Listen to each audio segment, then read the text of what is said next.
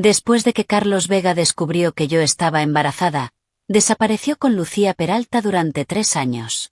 Su último mensaje decía que Lucía padecía una enfermedad terminal y que debía permanecer a su lado durante sus últimos días. 3 años después, regresó sosteniendo un retrato enmarcado en memoria de Lucía. Lo primero que me preguntó fue por nuestro hijo. Simplemente me eché a reír.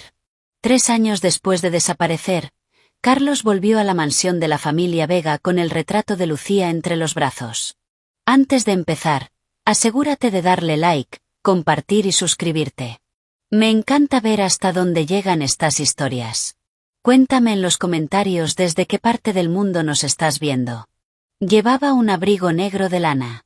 Su rostro estaba visiblemente más delgado y conservaba esa expresión fría y distante que siempre había tenido. La fotografía, enmarcada en negro, estaba rodeada de lirios blancos. En ella, Lucía sonreía con dulzura, con el aspecto de una mujer fallecida a la que el mundo entero parecía deberle una disculpa. La sala estaba llena de familiares de la familia Vega. Yo estaba junto a la puerta sosteniendo la mochila de la pequeña Anita, a punto de dejarla en casa de la vecina. La madre de Carlos, Elena Vega, me vio y sus ojos se iluminaron al instante, como si por fin hubiera recuperado una propiedad perdida. Sara, Carlos ha vuelto. Lo dijo con tanta naturalidad que parecía que Carlos solo hubiera estado fuera durante un viaje de negocios de 3 días. No como alguien que había desaparecido por completo durante 3 años enteros por otra mujer justo cuando yo tenía 6 semanas de embarazo. Carlos colocó el retrato sobre la repisa de la chimenea y se volvió hacia mí. Su mirada recorrió mi rostro y terminó detrás de mí. ¿Dónde está el niño? La sala quedó completamente en silencio durante un instante. Lo miré fijamente y, de repente, solté una carcajada. 3 años atrás, cuando le envié una foto de mi ecografía por mensaje, tardó exactamente 47 minutos en responder. Me dijo que Lucía estaba desahuciada y que debía acompañarla durante el tiempo que le quedaba de vida. Esa fue la última frase que nos dedicó a mí y a nuestro bebé aún no nacido. Durante los 3 años siguientes, su número estuvo desconectado. Mis mensajes nunca fueron leídos. Mis correos electrónicos regresaban sin entregarse. Y hasta la propia familia Vega aseguraba no tener idea de dónde estaba. Sin embargo, allí estaba ahora, frente a mí, con la fotografía conmemorativa de Lucía entre las manos, exigiendo ver a su hijo apenas abrió la boca. Escondí a Anita detrás de mis piernas. Con voz bajita, Anita me preguntó quién era ese hombre extraño. El rostro de Carlos se endureció. Elena frunció el ceño de inmediato. Por mucho que odies a Carlos, no puedes enseñar a una niña a ser tan irrespetuosa. ¿Cómo es posible que una hija de la familia Vega no reconozca a su propio padre biológico? Ni siquiera la miré. Simplemente coloqué sobre la mesa el viejo sobre color manila que había llevado conmigo. Los bordes estaban completamente desgastados y blanquecinos. Dentro estaba cada uno de los pasos que había dado con la cabeza fría durante los últimos 3 años. Carlos observó el sobre y bajó la voz. ¿Otra vez estás haciendo un escándalo? No. Saqué el primer documento y lo deslicé hacia él. Carlos, primero mira esto. Solo le echó un vistazo. Todo su cuerpo quedó inmóvil. Tinta negra sobre papel blanco. Una sentencia oficial del tribunal. Llevábamos 1 año y 8 meses divorciados legalmente. Elena no quiso creerlo. Se apresuró a arrebatarme el documento. En cuanto vio el sello oficial del Tribunal de Familia de Massachusetts, su rostro perdió todo el color. Notificación por edictos. Sentencia en rebeldía. Sara, ¿te divorciaste de él a nuestras espaldas? Respondí con total calma. Si no lo hacía a sus espaldas, ¿se suponía que debía encontrarlo por arte de magia? Los familiares comenzaron a murmurar entre ellos. Carlos apretó con fuerza la sentencia de divorcio. Las venas del dorso de su mano se marcaron con claridad. ¿Quién te dio derecho a hacer esto? Aquella pregunta me hizo reír de verdad. Él desapareció durante 3 años. Y ahora preguntaba quién me había dado derecho a divorciarme. Pasó los últimos días de Lucía junto a ella. Y ahora preguntaba quién me había dado derecho a no esperarlo. En su primer día de regreso ni siquiera preguntó si su hijo había sobrevivido o muerto durante esos 3 años. Solo preguntó dónde estaba. Y aún así tenía el descaro de preguntarme quién me había dado derecho. Saqué el segundo documento. Era el certificado de nacimiento de Anita. Carlos bajó la vista. Nombre de la menor: Anita Hayes. Madre: Sara Hayes. Padre: en blanco. Levantó la cabeza de golpe. ¿Por qué el espacio del padre está vacío? Lo miré directamente a los ojos. Porque el día que nació, la persona que debía firmarlo no estaba. El día que ingresó en la unidad de cuidados intensivos neonatals, la persona que debía pagar las facturas tampoco estaba. La noche en que tuvo su primera fiebre alta y terminamos en urgencias, la persona que debía sostenerla en brazos seguía sin estar. La garganta de Carlos se movió, pero no logró pronunciar una sola palabra. Elena corrió hacia mí y me señaló con el dedo mientras me insultaba. ¿Cómo te atreves a hacer que una niña de la familia Vega lleve el apellido Hayes? Me estás robando a una hija. Anita se estremeció de miedo. Mi mirada se volvió completamente helada. Señora Vega, si vuelve a asustarla una vez más, llamaré inmediatamente al 911. Elena quedó paralizada. Durante 5 años la había llamado mamá. Cuando me pedía que sirviera el té, lo hacía. Cuando decía que mi trabajo en la empresa me mantenía demasiado ocupada, renuncié. Cuando insistía en que Carlos estaba bajo mucha presión dirigiendo Grupo Vega y que yo debía comprenderlo, le hice caso. Incluso toleré la presencia de Lucía Peralta. Pero ahora jamás volvería a llamarla mamá. Carlos habló por fin, lentamente. Sara, sé que sufriste mucho durante estos 3 años. Pero Lucía ya no está. Miró el retrato sobre la chimenea. En sus ojos apareció un rastro de tristeza. Antes de morir, su mayor preocupación era yo. También dijo que esperaba que regresara para compensarte como es debido a ti y al niño. Lo miré fijamente. Por un momento llegué a dudar de haber oído bien. Entonces volvió a mirarme. Podemos empezar de nuevo. El niño todavía es pequeño. Necesita un padre. No puedes cargar sola con todo esto durante el resto de tu vida. Alguien en la sala intervino. Tiene razón. Los matrimonios no deberían guardar rencor para siempre. Carlos solo hizo lo que hizo para salvar a una persona. Además, Lucía ya murió. Sara, deberías dejar todo esto atrás. Al final, el niño tendrá que volver con la familia Vega. Observé aquellos rostros tan familiares. 3 años antes había llegado a esa misma casa con un embarazo muy avanzado para pedir dinero prestado y poder cubrir el depósito del hospital. Eran exactamente las mismas personas. Algunos me cerraron la puerta en la cara. Otros fingieron estar enfermos. Y algunos me dijeron que las mujeres no debían ser tan dramáticas. Ahora que Carlos había regresado, de repente todos creían que bastaba con hacer como si nada hubiera pasado. Saqué el tercer documento y lo coloqué sobre la mesa. Aquí está el desglose completo de la manutención y de todos los gastos de la niña. Carlos frunció el ceño. Desde que Anita nació hasta hoy, los gastos médicos, la guardería, la manutención y la educación inicial suman exactamente $124.500. Saqué un grueso montón de recibos. Y eso ni siquiera incluye mis gastos de urgencias durante el embarazo, ni los $160.000 que sacaste de nuestra cuenta bancaria conjunta. La expresión de Carlos terminó por derrumbarse. Elena soltó un grito. «Estás mintiendo. ¿Cuándo te quitó Carlos tu dinero?» Desbloqueé mi teléfono y utilicé AirPlay para proyectar mis extractos bancarios en el enorme televisor inteligente de la sala. Transferencia tras transferencia. Las fechas eran completamente claras. Los conceptos de cada movimiento eran completamente claros. La destinataria era Lucía Peralta. La transferencia más dolorosa de todas ocurrió cuando yo estaba en mi 9ª semana de embarazo. El importe era de $75.000. En el concepto decía: tratamiento médico de Lucía. Ese mismo día, mientras sufría una amenaza de aborto, permanecí sentada en el pasillo del hospital hasta que cayó la noche por completo. Solo me quedaban $300 en mi cuenta bancaria. La pantalla del televisor brillaba intensamente. La sala quedó sumida en un silencio sepulcral. Carlos contempló los extractos bancarios mientras el color desaparecía por completo de sus labios. En ese momento, Lucía realmente necesitaba ese dinero. Asentí. Por eso mi hija no te necesita a ti. Se quedó sin palabras. Anita tiró suavemente de mi mano. Mamá, quiero ir a casa. Me agaché y la tomé en brazos. Carlos dio un paso adelante por instinto. Déjame verla. Giré el cuerpo para impedir que se acercara. No tienes ese derecho, Carlos.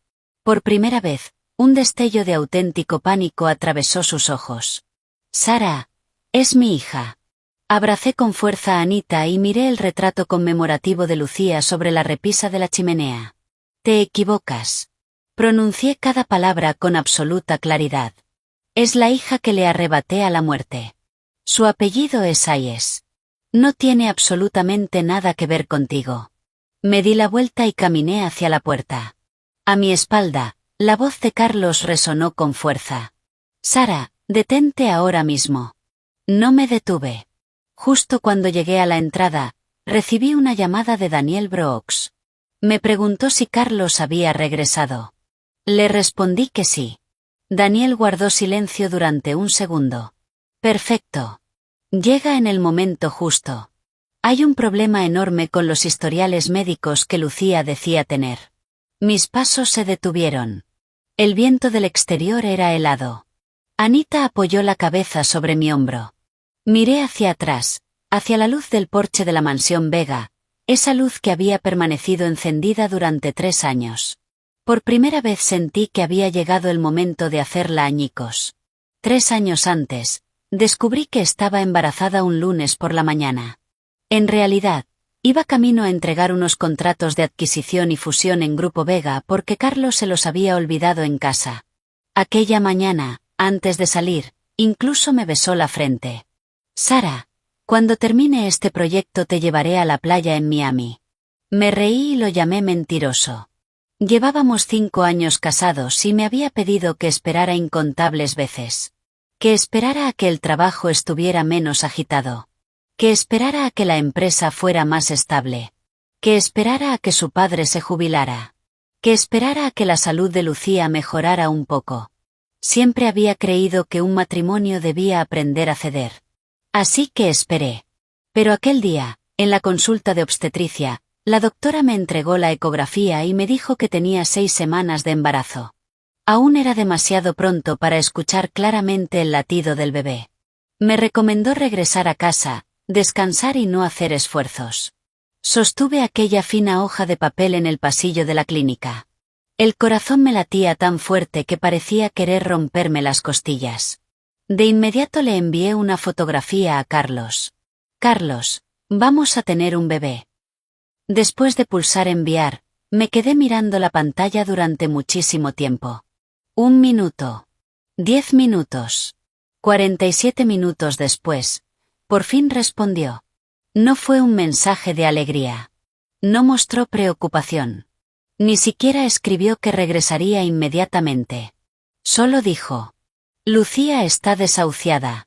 Debo estar con ella durante los últimos días de su vida. Debajo añadió otra frase. Sara, siempre has sido comprensiva. No me presiones en un momento como este. En ese mismo instante, la gente caminaba por el pasillo del hospital.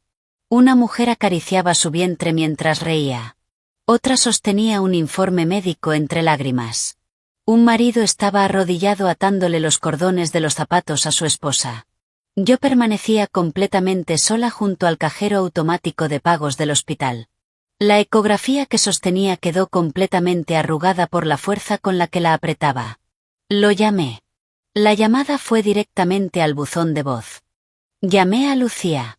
Nadie respondió. Cuando regresé en coche a la mansión Vega, Elena estaba en la sala arreglando unas flores. Su primera reacción al conocer la noticia no fue preocuparse por el bebé. Fue fruncir profundamente el ceño. Lucía se está muriendo. Es normal que Carlos quiera acompañarla. Tú solo acabas de enterarte de que estás embarazada. No vas a dar a luz hoy. ¿Cuál es la prisa? Le dije.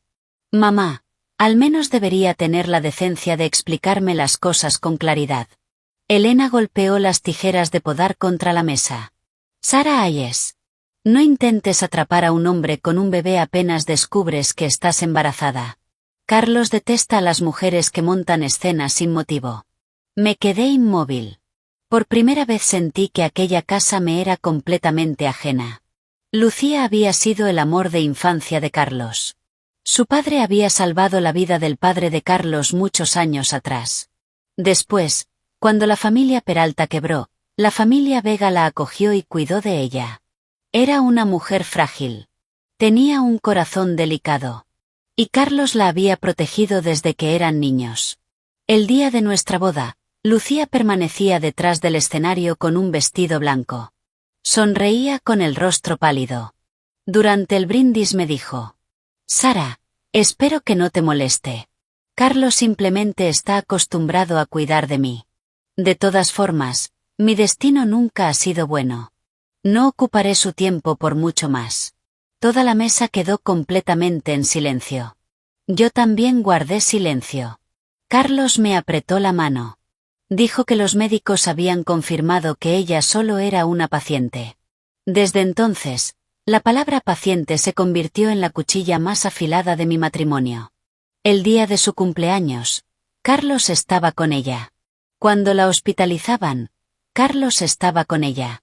Cuando sufría una crisis emocional en mitad de la noche, Carlos salía conduciendo y no regresaba hasta el amanecer. Solo lo enfrenté una vez. Me miró con impaciencia y dijo: Sarah, tienes salud. Tienes un hogar. Y tienes el título de mi esposa. ¿Qué estás intentando disputarle a una mujer que está a punto de morir? Después de aquello, dejé de preguntar. Ese mismo día, Elena me dijo que subiera a descansar.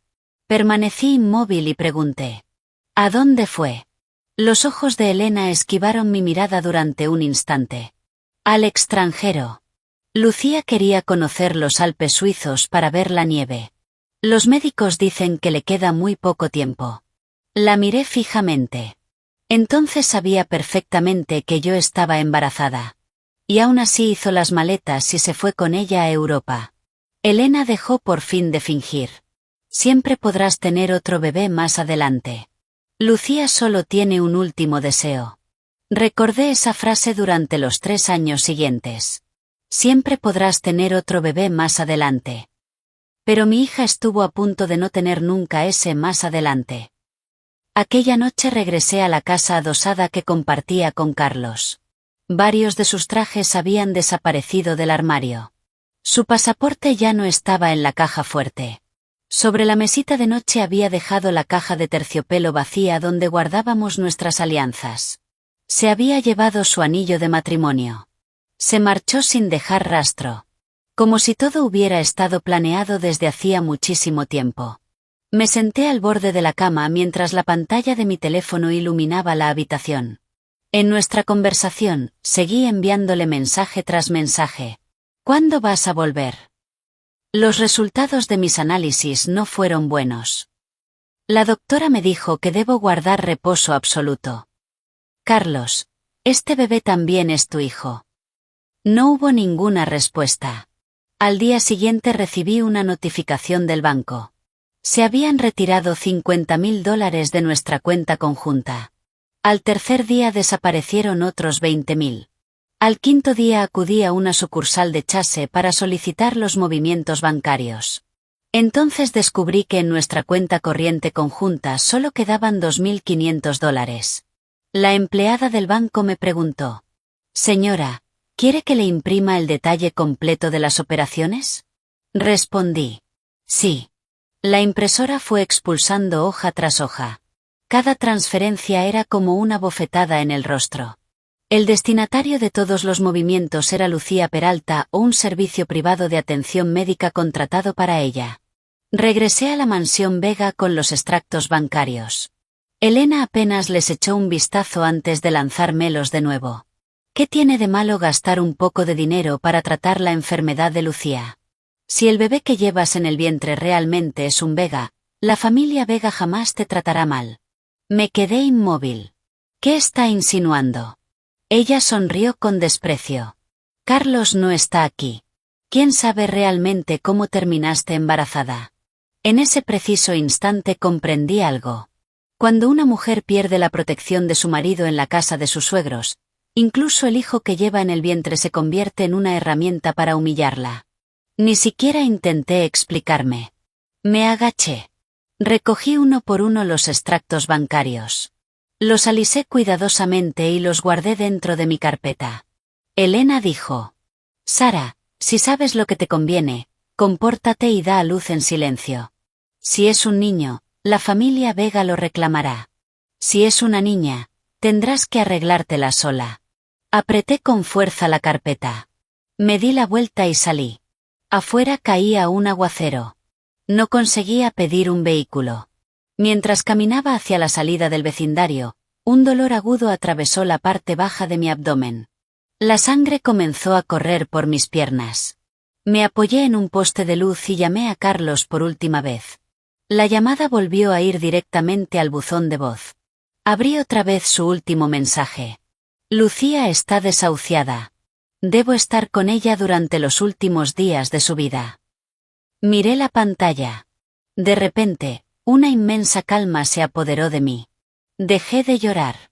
Hice una captura de pantalla. Me envié una copia por correo electrónico. Reenvié otra a Daniel Brooks. Y luego marqué el 911. La sirena de la ambulancia sonó increíblemente cerca. Mientras iba acostada sobre la camilla, observando cómo la lluvia golpeaba con violencia las ventanas, solo tenía un pensamiento. Bebé, voy a salvarte.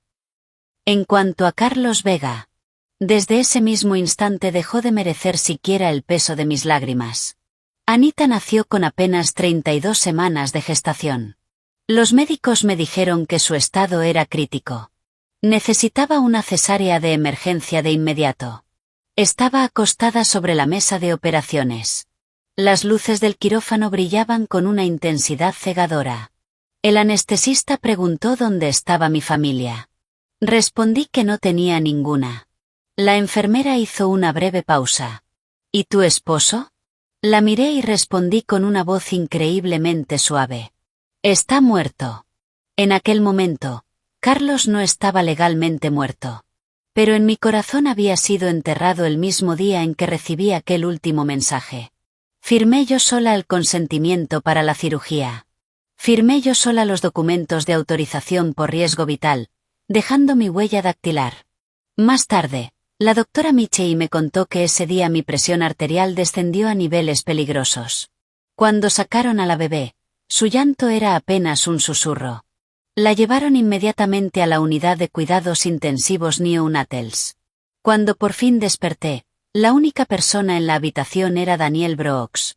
Llevaba el traje completamente arrugado y tenía los ojos intensamente enrojecidos. Le pregunté: ¿dónde está mi hija? Él me tomó de la mano. Está en la incubadora. Es muy pequeñita, pero está viva.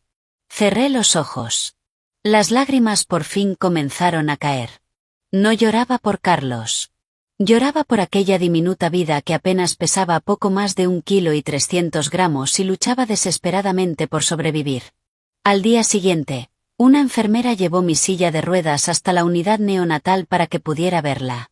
A través del grueso cristal vi a Anita acostada dentro de la incubadora, rodeada de tubos.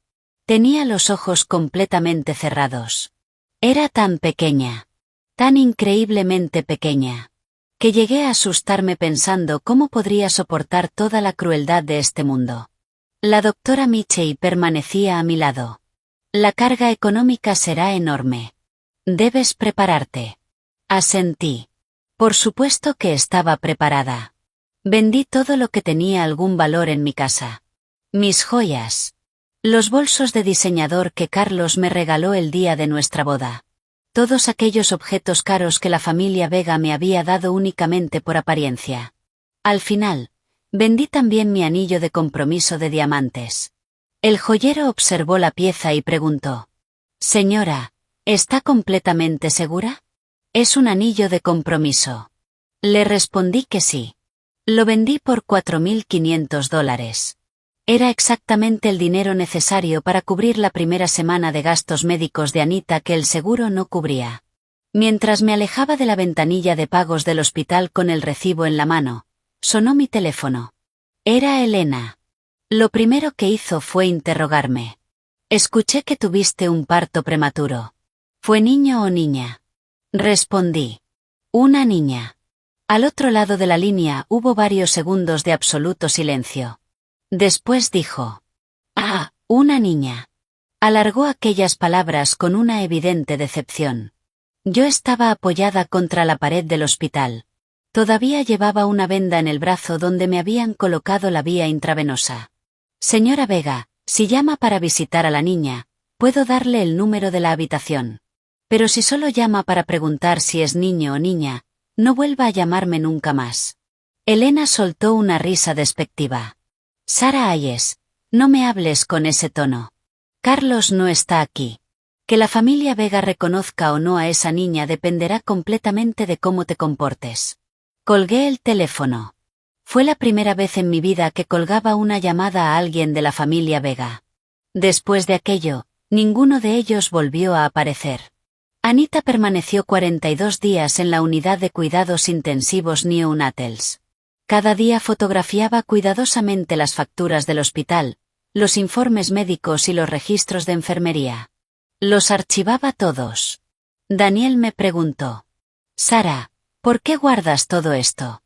Sostenía el extractor de leche entre las manos. Mi rostro estaba pálido. Pero mi mente nunca había estado tan lúcida.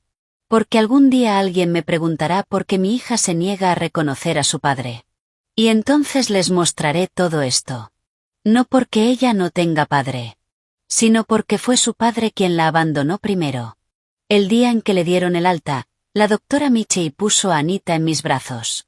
Era un diminuto bultito envuelto en una manta rosa. Sus pequeños dedos sujetaron mi dedo índice. Su fuerza era mínima. Y aún así sentí que estaba sujetando mi alma entera. La llamé Anita porque solo quería que tuviera una vida tranquila y segura. No necesitaba que llevara un apellido poderoso. Ni que heredara el imperio de nadie. Solo quería que estuviera a salvo. Cuando llegó el momento de completar el certificado de nacimiento, la funcionaria del registro civil preguntó. ¿Desea incluir los datos del padre? Permanecí en silencio durante unos segundos. Daniel, que estaba a mi lado, susurró. Puedes dejar ese espacio en blanco por ahora. Miré a la bebé que tenía entre mis brazos. Cuando pronuncié en voz alta. Déjelo en blanco. Sentí que un vínculo dentro de mi corazón se rompía para siempre. No fue por rencor. Fue una decisión completamente consciente. Cuando Anita cumplió un mes, Elena apareció por fin. Llegó acompañada por 2 niñeras. Permanecía frente a mi pequeño apartamento de alquiler observándolo con absoluto desprecio. ¿Estás criando a una niña de la familia Vega en un lugar como este? Me coloqué delante de la puerta. Este es mi hogar. Ella perdió la paciencia. Soy la abuela de la niña. ¿Qué problema hay en que entre a verla? No permití que avanzara ni un solo paso. Su expresión se volvió sombría. Sara Hayes. No olvides que cada bocado que comes y todo lo que usas fue pagado por la familia Vega. Saqué un grueso montón de recibos médicos y se los puse delante del rostro. Desde que nació esta niña hasta hoy. ¿La familia Vega ha gastado un solo centavo en ella? Elena se quedó sin palabras. Una de las niñeras intentó mirar hacia el interior del apartamento para ver a la bebé. Cerré la puerta de golpe delante de sus caras. Desde el otro lado, Elena gritaba llena de rabia. Espera a que Carlos vuelva. Ya veremos cómo te pone en tu sitio.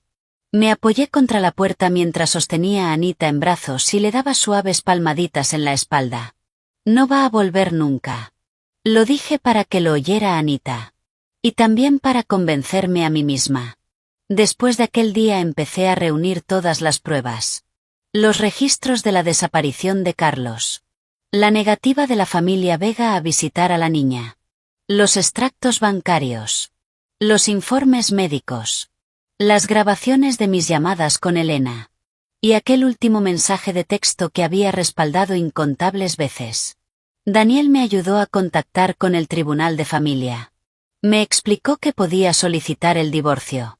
Pero como Carlos estaba en el extranjero y nadie conocía su paradero, sería muy difícil notificarle la demanda. Tendríamos que hacerlo mediante un edicto publicado en el periódico. Le pregunté cuánto tardaría. Me respondió que mucho tiempo. Le dije que esperaría. Ya no esperaba a Carlos. Esperaba un simple papel que me sacara para siempre de las ruinas de aquel matrimonio. Durante el día llevaba a Anita a todas sus revisiones médicas. Por la noche, en mi pequeño apartamento, trabajaba como autónoma elaborando hojas de cálculo, traduciendo documentos médicos y redactando propuestas de proyectos. Cuando Anita lloraba en mitad de la noche, la acunaba con un brazo mientras con el otro estudiaba leyes y procedimientos judiciales. Una vez estaba tan agotada que me quedé dormida sentada en el suelo con ella en brazos. Cuando desperté, ya amanecía. Anita dormía sobre mi pecho. Respiraba tranquila. Miré la luz de la mañana entrando por la ventana y comprendí algo. Yo no era la persona digna de lástima. El digno de lástima era Carlos. De verdad había creído que yo permanecería inmóvil con nuestra hija en brazos esperándolo para siempre. Nunca entendió que, cuando el corazón de una mujer muere de verdad, ni siquiera desperdicia su odio en el hombre que la destruyó. El día en que se publicó el edicto de divorcio en el periódico local llevé a Anita a hacerse unas fotografías. Tenía 8 meses. Sus mejillas empezaban por fin a verse redonditas. Apoyaba la cabeza sobre mi hombro mientras intentaba alcanzar las hojas de un árbol junto al tablón de anuncios donde estaba publicado el aviso. Allí aparecía el nombre de Carlos Vega. Notificación de demanda de divorcio. Citatorio judicial. Fecha de audiencia. La tipografía era fría. Objetiva. Justa. A diferencia de los familiares de la familia Vega, aquel documento no me pedía que soportara todo en silencio. A diferencia de Elena, no me pedía que siguiera esperando. Y, a diferencia de Carlos, no colocaba la vida de otra mujer por encima de la mía y de la de mi hija. Daniel permanecía a mi lado. Me entregó una botella de agua. ¿Estás segura de que no quieres esperar un poco más? Respondí. Ya esperé suficiente. Esperé desde el mismo instante en que le envié aquella ecografía. Esperé cuando Anita fue llevada a la unidad neonatal. Esperé durante nuestro primer invierno solas. Esperé una llamada. Esperé una explicación. Esperé una sola disculpa. Pero todo lo que Carlos me dio fue silencio. Cuando terminó el plazo de publicación del edicto, el tribunal celebró la audiencia. El demandado, Carlos Vega, fue declarado en rebeldía por no comparecer. El juez me preguntó: ¿considera que el matrimonio se ha roto de forma irreversible? Presenté uno a uno el mensaje de texto. Los extractos bancarios. Los registros de desaparición. Los informes del hospital. Y simplemente respondí: sí. No lloré. No hice acusaciones dramáticas. Solo expuse los hechos. Cuando terminó la audiencia, permanecí sentada durante mucho tiempo en las escalinatas del juzgado. Anita acababa de aprender a decir mamá. Tiró de mi bufanda y balbuceó con su vocecita: mamá. La miré. Besé su mejilla. Anita, mamá te lleva a casa. El día en que recibí por correo la sentencia de divorcio hacía un sol precioso. Divorcio concedido. Custodia legal y física exclusiva de la menor, Anita Ayes, otorgada a la madre. Carlos Vega quedaba obligado al pago de la manutención, aunque, debido a que se desconocía su paradero, la ejecución quedaba reservada para un procedimiento posterior. Los bienes matrimoniales retirados ilegalmente también serían objeto de un proceso independiente. Leí la sentencia 3 veces. Después la guardé bajo llave en un cajón. Aquella noche llevé a Anita a comer macarrones con queso. Sentada en su sillita, terminó con salsa de queso por toda la cara. Le hice una foto. La publiqué en Instagram con solo 3 palabras. Un nuevo comienzo. La familia Vega no reaccionó en absoluto. Probablemente ni siquiera se enteraron. Y si lo hicieron, Simplemente no les importó. A sus ojos. ¿Qué futuro podía tener una mujer como yo después de abandonar a la familia Vega? Pero poco a poco volví a ponerme de pie por mis propios medios. Renové mis certificaciones profesionales. Entré a trabajar en una organización sin fines de lucro dedicada a madres y niños, coordinando un programa de apoyo para familias con bebés prematuros. Porque yo lo había vivido. Sabía exactamente cuáles eran los mayores miedos de aquellas madres. El miedo a no tener dinero. El miedo a no tener a nadie que firmara un consentimiento. El miedo a que un solo valor en un monitor cambiara para peor. Y, sobre todo, el miedo de llevar a su bebé a casa y descubrir que no había nadie detrás de ellas para sostenerlas. Convertí mi propio trauma en un procedimiento paso a paso para ayudar a otras mujeres a no pasar por el mismo infierno. Cuando recibí mi primer sueldo de verdad, le compré a Anita unos pequeños zapatos rojos. Caminaba tambaleándose por la sala. Daba 2 pasos. Se caía. Y enseguida volvía a levantarse. Mientras la observaba, sonreí. Las dos éramos exactamente iguales. Nos caíamos de la forma más dolorosa. Pero siempre encontrábamos la manera de volver a levantarnos. La noticia de que Carlos regresaría oficialmente me llegó gracias a una prima lejana de la familia Vega. Nunca habíamos sido muy cercanas. Pero un día me envió un mensaje. Sara, ¿sabías que Arturo Vega ha estado muy delicado de salud últimamente? Dicen que está cambiando su testamento. No respondí. Un momento después volvió a escribirme. El anciano dijo: el linaje de la familia Vega no puede quedarse fuera de la familia. Si Carlos tiene una hija, las acciones que están a su nombre pasarán a ella en el futuro. Me quedé mirando esa frase durante un largo rato. Así que era eso. Siempre me pregunté cómo un hombre que había desaparecido durante 3 años podía recordar de repente que tenía una hija. No era que hubiera despertado su conciencia. Era que había despertado su cuenta bancaria. Unos días después, Elena empezó a llamarme desesperadamente. Nunca respondí. Entonces me envió un mensaje. Sara, todo lo que pasó fue un malentendido. No es fácil para una mujer criar sola a una hija.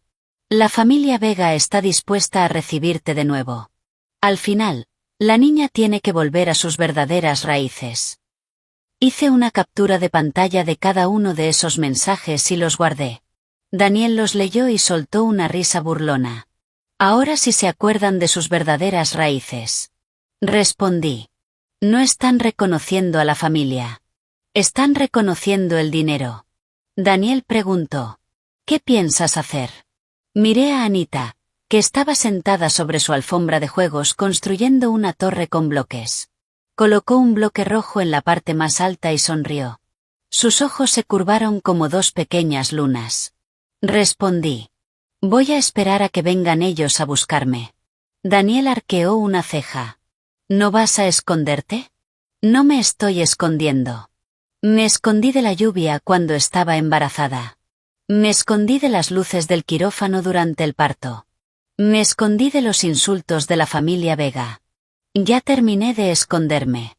Quiero que Carlos vea con sus propios ojos que la mujer que creyó dejar abandonada en la línea de salida ya recorrió un largo camino junto a su hija. Y que él ya ni siquiera tiene derecho a intentar alcanzarnos. Carlos vio a Anita por primera vez frente al jardín de infancia. Ese día salí un poco tarde del trabajo.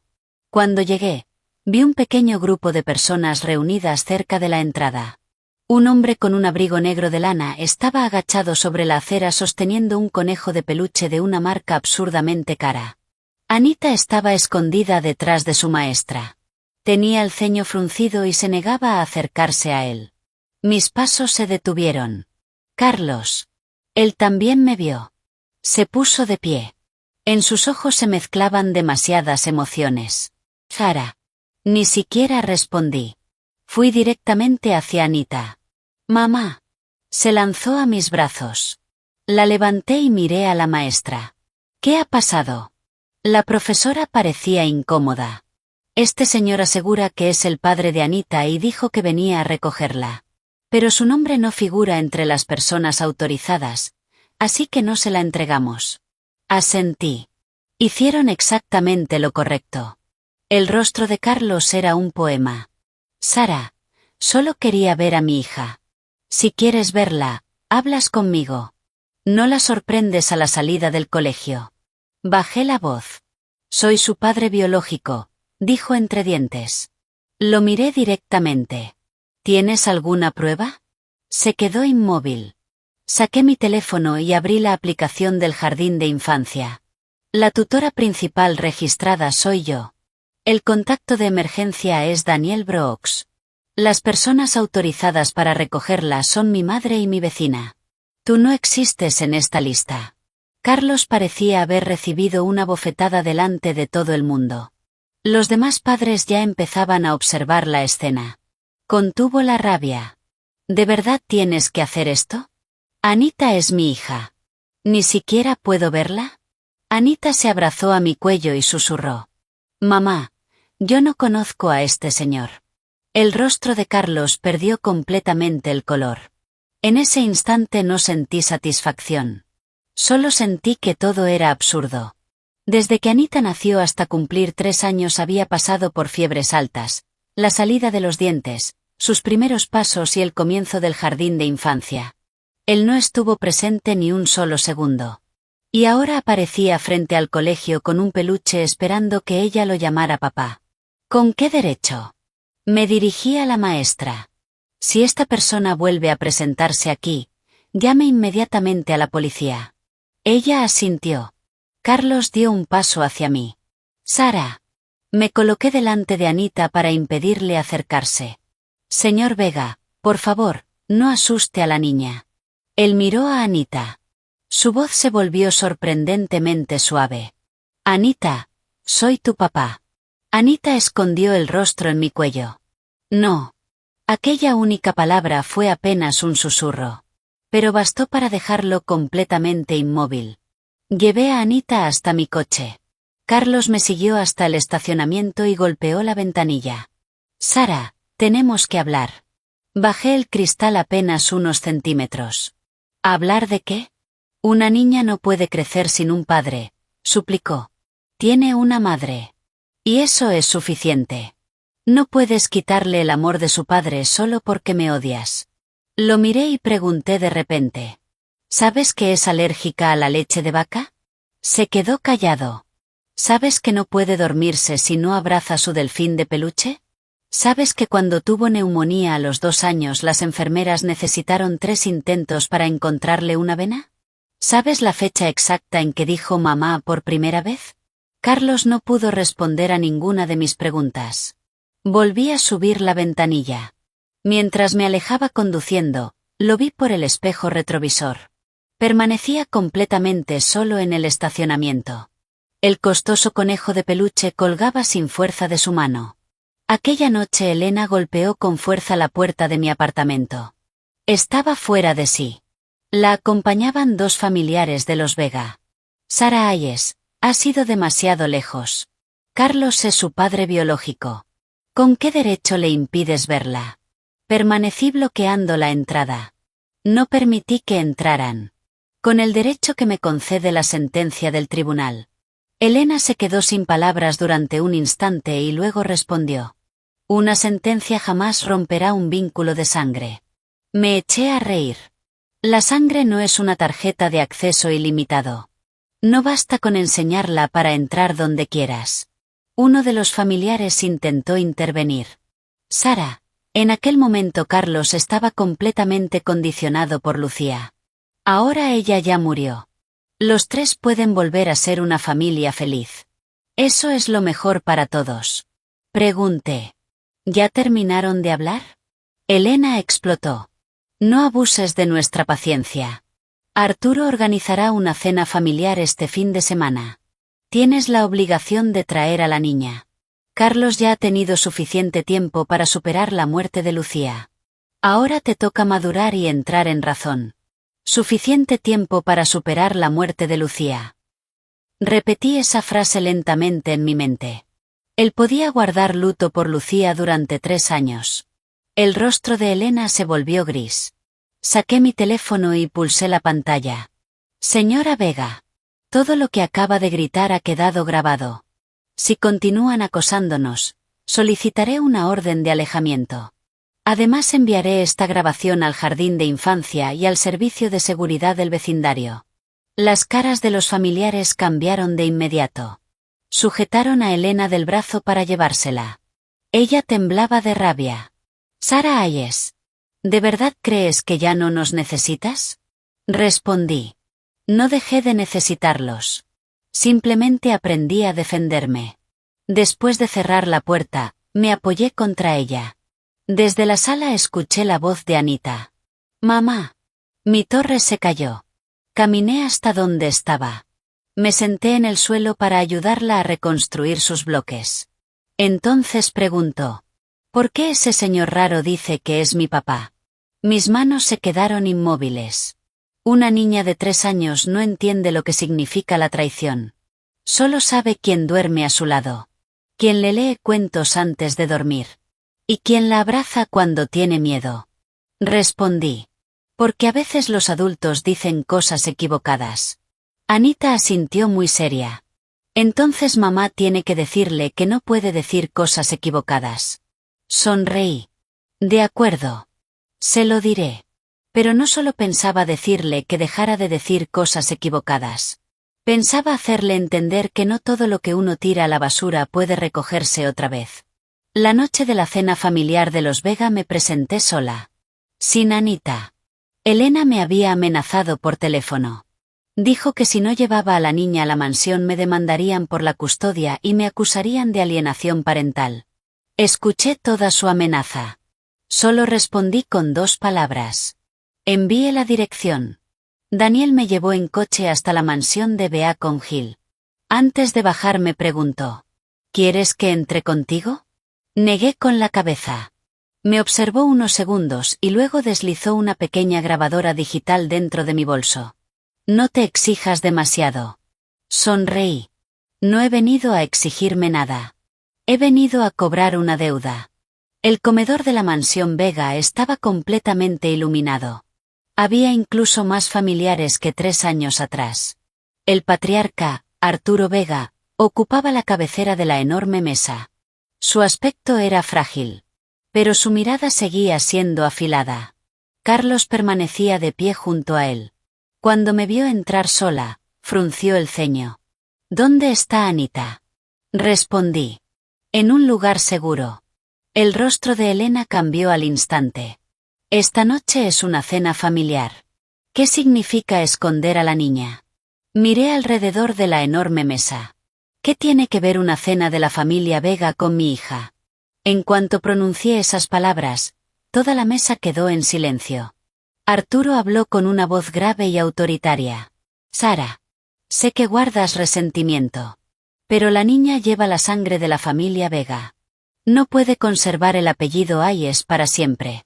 Miré fijamente a aquel anciano. 3 años atrás, cuando llegué a esa casa suplicando ayuda, él estaba en su despacho practicando caligrafía. Escuchó mi situación y solo dijo. Las mujeres embarazadas siempre exageran sus emociones. Carlos sabe perfectamente cuáles son sus responsabilidades. Después ordenó al mayordomo que me acompañara hasta la salida.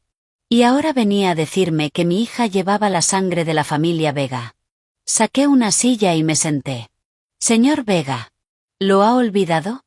Yo ya no pertenezco a esta familia. El rostro de Carlos se endureció. Sara. No le hables así a mi abuelo. Incliné ligeramente la cabeza y lo miré.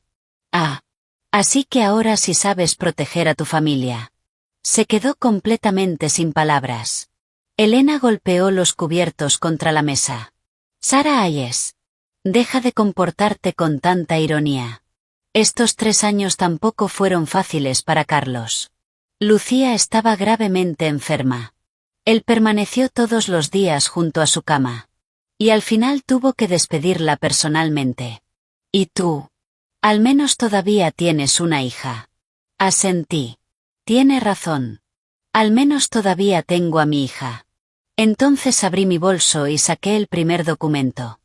Esta es mi ecografía cuando tenía 6 semanas de embarazo. Saqué el segundo. Este es el mensaje de texto que Carlos me envió el día que se marchó. El tercero. Estos son los extractos bancarios que muestran las transferencias de nuestro dinero conjunto a Lucía Peralta. El cuarto. Este es el informe de urgencias por la amenaza de aborto que sufrí. El quinto. Estos son los registros médicos de la reanimación al nacer de Anita y todas las facturas de la unidad de cuidados intensivos neonatals. Fui colocando cada documento sobre la enorme mesa de caoba. En medio de todos aquellos platos exquisitos y lujosos apareció una montaña de pruebas frías e irrefutables. El rostro de Elena empeoraba con cada segundo. Saqué mi teléfono. Lo conecté al proyector del comedor. La primera diapositiva mostraba el mensaje de Carlos. Lucía está desahuciada. Debo estar con ella durante los últimos días de su vida. La siguiente mostraba la transferencia de $75.000 realizada ese mismo día. La tercera enseñaba el comprobante del hospital donde aparecía el pago rechazado. Alguien sentado a la mesa soltó un leve jadeo. La expresión de Arturo Vega cambió por completo. Carlos miraba fijamente la pantalla del proyector. Su voz sonó tensa. ¿De verdad tienes que hacer que todo sea tan desagradable hoy? Lo miré directamente a los ojos. La parte desagradable ya la viví. Me veía miserable cuando estaba embarazada hasta el cuello, frente a la caja del hospital, y el sistema rechazó mi pago por fondos insuficientes.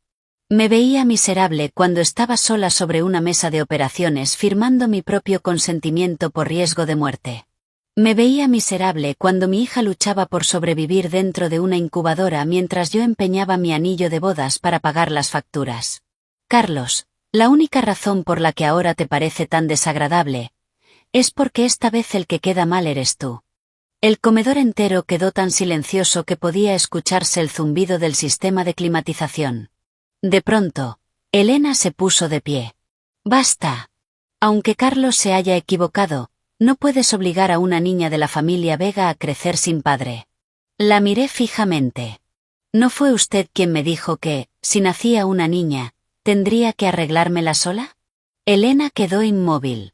Pulsé el botón de reproducción en mi teléfono. Comenzó a sonar una grabación de 3 años atrás. Su propia voz inundó el comedor. Si es un niño, la familia Vega lo reclamará. Si es una niña, tendrás que arreglártela sola. Cuando terminó el audio, el silencio era absoluto. Una de las tías bajó la cabeza con incomodidad. Alguien levantó un vaso de agua, pero ni siquiera llegó a beber. Arturo Vega lanzó a Elena una mirada cargada de furia. El rostro de Elena adquirió el color oscuro de una ciruela golpeada. ¿Me grabaste a escondidas? Respondí con tranquilidad. Si no la hubiera grabado, ¿qué esperaba? ¿Sentarme aquí a ver cómo todos ustedes fingían ser las víctimas? Carlos cerró los ojos con fuerza. Sara, mi madre solo dijo eso porque estaba enfadada. Solté una carcajada. ¿Y tú también desapareciste 3 años porque estabas enfadado? No pudo responder. Me puse de pie y guardé todos los documentos dentro del bolso. No he venido hoy para negociar si mi hija vuelve o no con la familia Vega. He venido a informarles oficialmente de algo. Nadie tiene permitido acercarse al jardín de infancia de mi hija, a mi apartamento ni al consultorio de su pediatra. Si alguien cruza esa línea, llamaré inmediatamente a la policía. Y solicitaré una orden de alejamiento permanente. Por fin habló Arturo Vega. Sara, ¿qué es exactamente lo que quieres? Aquella pregunta era tan propia de los Vega. Para ellos, cualquier agravio tenía un precio. Lo miré. Quiero que Carlos me devuelva mi dinero. Elena soltó un grito. Estás soñando. Respondí sin alterarme. Él transfirió ilegalmente bienes que pertenecían a nuestro matrimonio. Voy a presentar una demanda civil para recuperar ese dinero. Y también reclamaré los 3 años completos de manutención atrasada de mi hija. Carlos levantó la cabeza de golpe. ¿Vas a demandarme? Me colgué el bolso al hombro. ¿Qué esperabas? ¿Que te escribiera una carta de agradecimiento porque por fin trajiste la falsa urna de Lucía y decidiste dignarte a mirarnos? El rostro de Carlos perdió todo el color. Me di la vuelta y salí del comedor. Cuando llegué al vestíbulo, escuché que uno de los primos más jóvenes murmuraba: «Un momento. ¿No se suponía que Lucía recibía tratamiento en el extranjero? ¿Por qué nunca he oído hablar del hospital que aparece en esas transferencias?» Mis pasos se detuvieron. Justo entonces sonó un mensaje de Daniel. Investigamos los supuestos historiales médicos de la enfermedad terminal de Lucía. No fueron emitidos por ningún hospital registrado legalmente. Miré hacia atrás. A lo lejos seguía el retrato de Lucía sobre la repisa. En aquella fotografía enmarcada de negro sonreía con enorme dulzura. Pero de repente comprendí algo. Aquella no era la sonrisa de una persona fallecida. Era la sonrisa de alguien que seguía vivo, escondido detrás del telón, observando cómo los demás representaban una tragedia para ella. La primera vez que sospeché que Lucía no estaba realmente muerta fue precisamente por ese retrato. No fue una corazonada. Fue la propia fotografía. El día de la cena familiar, el retrato estaba colocado sobre la repisa. Lucía llevaba un suéter de punto color marfil. El cabello le caía sobre los hombros. Tenía el rostro pálido y sonreía ligeramente. La observé varias veces. Siempre sentía que había algo extraño. Hasta que Daniel amplió una copia de alta resolución de la fotografía. Señaló los pendientes de perlas que llevaba puestos. Esta colección de diseñador salió exclusivamente en Nueva York en marzo de este año. Según Carlos, Lucía había muerto el invierno anterior. ¿Cómo podía una mujer fallecida llevar unas joyas que ni siquiera existían cuando supuestamente murió? Un escalofrío recorrió mi espalda. Daniel movió algunos contactos y localizó el estudio fotográfico. Aquella imagen no había sido tomada en un funeral en el extranjero. Había sido impresa apenas el mes anterior en un exclusivo estudio fotográfico de Boston. La persona que hizo el pedido no fue Carlos. Fue un número de teléfono que anteriormente había estado registrado a nombre de Lucía Peralta. La dirección de entrega correspondía a un lujoso edificio residencial en el centro de la ciudad. Me quedé mirando aquella dirección. Los dedos comenzaron a cerrarse lentamente en un puño. Daniel habló. No actúes impulsivamente. Necesitamos pruebas irrefutables. Asentí. Ya no era la mujer que podía ser destruida por un simple mensaje de texto. La rabia no servía de nada. Solo importaban las pruebas. Durante la semana siguiente visité la clínica privada donde supuestamente Lucía había recibido tratamiento. Era un establecimiento diminuto. En la entrada había un enorme letrero que decía: Centro Internacional de Terapia Celular. Cuando la recepcionista escuchó el nombre de Lucía, una expresión de auténtico pánico cruzó su rostro. No insistí. Simplemente dejé mi tarjeta de presentación. Dije que era directora de una organización benéfica pediátrica y que necesitábamos verificar ciertos historiales médicos para una importante subvención. Al día siguiente, una joven enfermera me llamó en secreto. Me dijo que Lucía sí había acudido allí. Pero nunca había estado desahuciada. Solo recibía sueros vitamínicos y tratamientos básicos de bienestar. Después, alguien modificó sus historiales médicos. Pregunté quién. La enfermera permaneció en silencio durante largo rato. Finalmente respondió: el director de la clínica. ¿Tiene alguna prueba? Existen copias digitales en un servidor antiguo. Pero no puedo entregárselas. Su abogado tendrá que solicitarlas mediante una orden judicial. Le conté todo a Daniel. Él presentó inmediatamente la solicitud correspondiente. Ese mismo día recibí un correo electrónico anónimo. Venía acompañado de varias fotografías. En ellas aparecía Lucía sentada junto a la ventana de una cafetería. Llevaba mascarilla médica y un vestido negro de verano. La marca de tiempo indicaba exactamente 2 semanas antes. La ubicación era Boston. Me quedé mirando aquella imagen. Sentí que el estómago se revolvía. Durante 3 años pasé por un embarazo, un parto y la crianza de mi hija completamente sola. Carlos escondió toda su culpa y toda su cobardía detrás de la excusa de que Lucía se estaba muriendo. La familia Vega utilizó la supuesta muerte de Lucía para obligarme a perdonarlo. Y durante todo ese tiempo, ella nunca había estado muerta. Aquella noche Carlos volvió a aparecer frente a mi edificio. Esperaba junto a la entrada. No llevaba juguetes. No llevaba el retrato de Lucía. Solo un rostro completamente agotado. Sara, tenemos que hablar. Le pedí al conserje que le permitiera entrar al patio. Pero no lo dejé subir al apartamento. El viento agitaba los árboles del jardín. Carlos me miró. Su voz era mucho más baja que antes. Sé que has estado investigando los historiales médicos de Lucía. Levanté la mirada. Él continuó. Ella ya murió. Por favor, deja de perturbar su descanso. Estuve a punto de reírme. ¿Yo estoy perturbando su descanso? Carlos frunció el ceño. En aquel momento estaba muy enferma. Estaba emocionalmente destrozada. No podía quedarse sola. Reconozco que te hice daño. Pero entonces realmente no tenía otra opción. Pregunté. ¿No tenías otra opción que ignorar un simple mensaje de texto? Guardó silencio. ¿No tenías otra opción que vaciar nuestra cuenta bancaria y dejar a tu hija sin un centavo? Su rostro palideció aún más. ¿No tenías otra opción que rechazar mi llamada el día en que entré en trabajo de parto prematuro? Tragó saliva. No sabía que estabas dando a luz. Claro que no lo sabías. Lo miré fijamente. Porque tu teléfono estaba apagado. Porque me bloqueaste. Porque les dijiste a todos que nadie debía molestarte durante los supuestos últimos días de Lucía.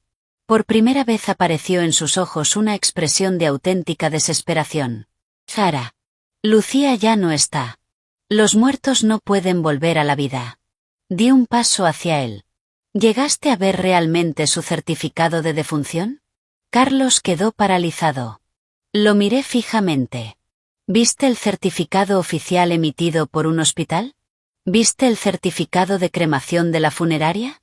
¿Viste la cancelación de su pasaporte estadounidense o de su número de seguridad social? ¿Has visto uno solo de esos documentos? Su expresión terminó por derrumbarse. Ella murió en el extranjero. Allí los procedimientos son diferentes. No quería que yo viera esas cosas. En cuanto pronunció esas palabras, él mismo comprendió lo que acababa de decir. Y en ese instante sentí una inmensa compasión por él. No era que fuera completamente ingenuo. Era que necesitaba creer aquella mentira. Porque mientras creyera que Lucía estaba muriendo, podía seguir viéndose como un héroe trágico obligado por las circunstancias. Podía convencerse de que no estaba abandonando a su esposa embarazada ni a su hija. Solo estaba cumpliendo el último deseo de una mujer enferma. Pero si Lucía nunca había muerto. Entonces, ¿qué habían sido realmente aquellos 3 años? ¿Simple estupidez? ¿Traición? ¿O una decisión consciente de abandonarnos? No pensaba darle la respuesta. Carlos, que ella te haya convertido en un ingenuo no significa que mi hija y yo tengamos que pagar el precio. Sus ojos temblaban. ¿Qué descubriste exactamente? No respondí. Muy pronto lo sabrás. Me di la vuelta para marcharme. De repente me sujetó de la muñeca. Sara. Si de verdad Lucía me mintió. Me liberé bruscamente de su mano. Entonces ese es un problema entre ustedes dos. Anita y yo no somos el basurero donde vas a tirar tus arrepentimientos. Entré en el edificio sin volver la vista atrás. Justo antes de que las puertas del ascensor se cerraran, vi a Carlos inmóvil en el patio.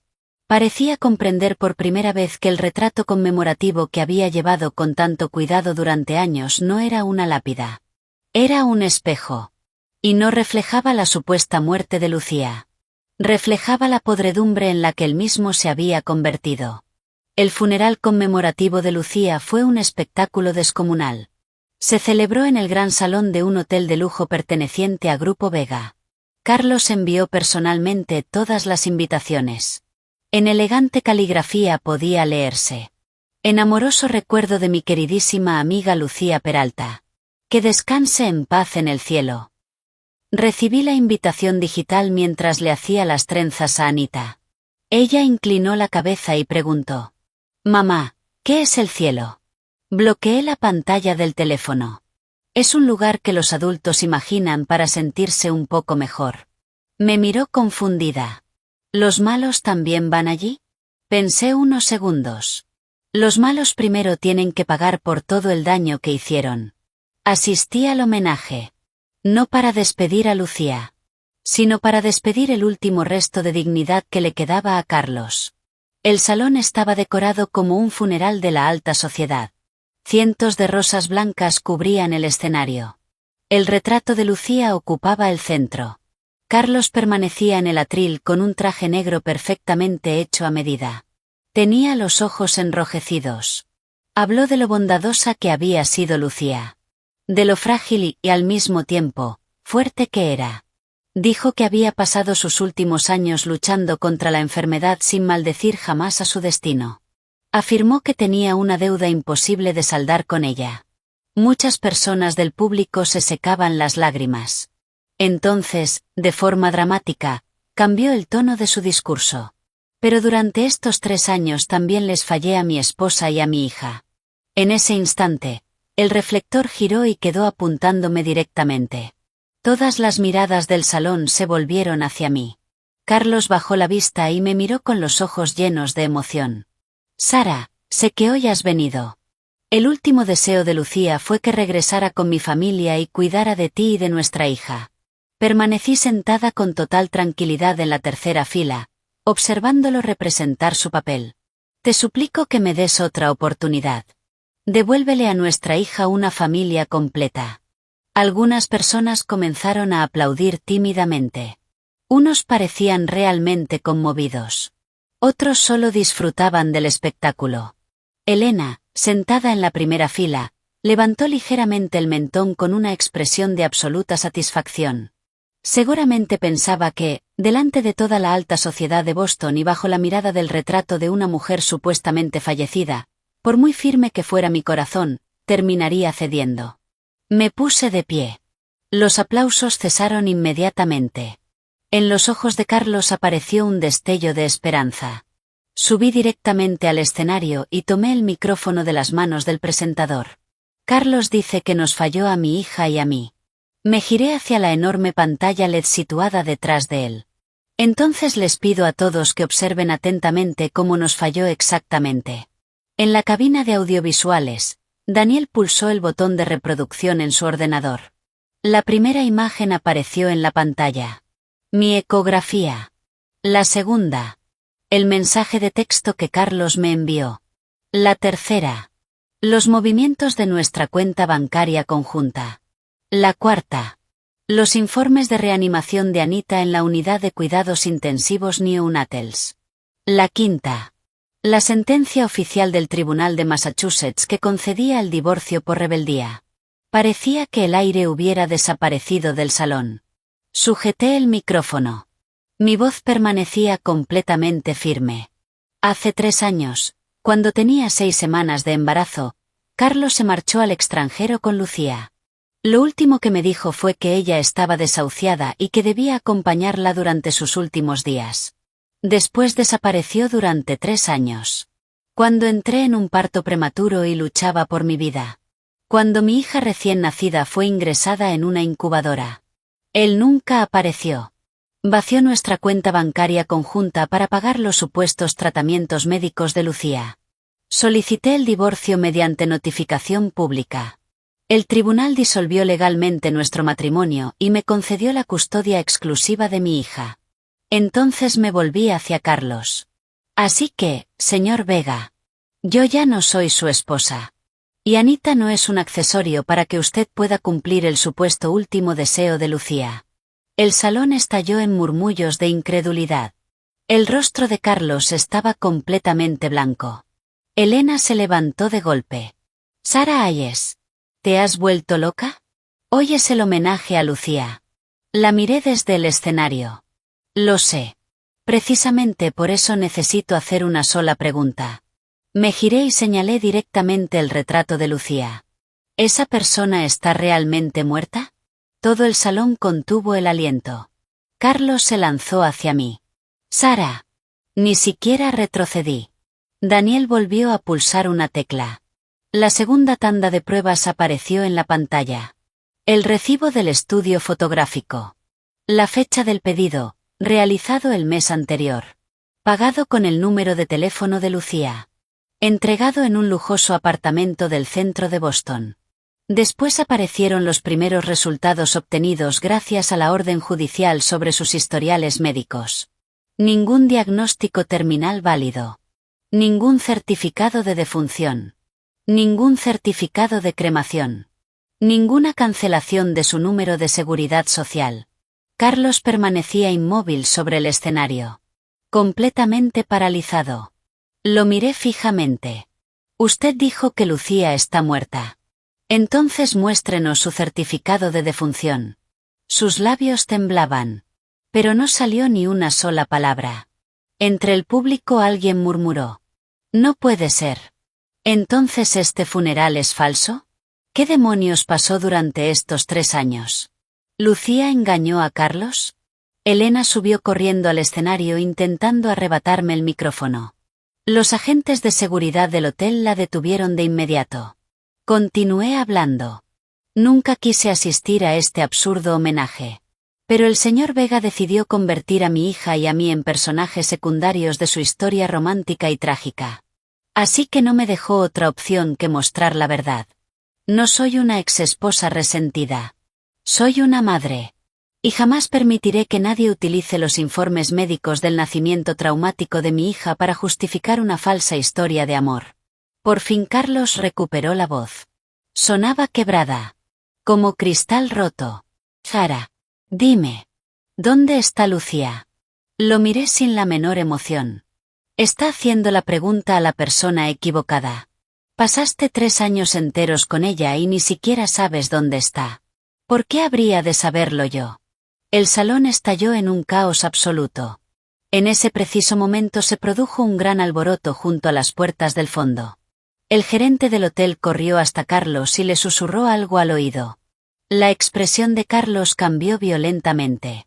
Se dio la vuelta y salió corriendo del escenario. Levanté la vista hacia la cabina de audiovisuales. Daniel me hizo un gesto afirmativo. Habían encontrado a Lucía. Estaba escondida en una suite ático del mismo hotel.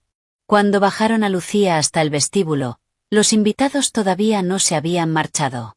Llevaba una mascarilla médica, unas gafas de sol oscuras y un vestido negro. Se había cortado el cabello. Si Daniel no me hubiera enseñado antes aquellas fotografías tomadas por paparazzis, probablemente ni siquiera la habría reconocido. Pero Carlos la reconoció al instante. Permanecía delante de toda la multitud. El color abandonaba lentamente su rostro. Lucía. Ella se detuvo. Detrás de las gafas de sol, sus ojos reflejaban pánico. A su lado estaban el gerente del hotel y 2 detectives del departamento de policía de Boston. Yo no había llamado a la policía.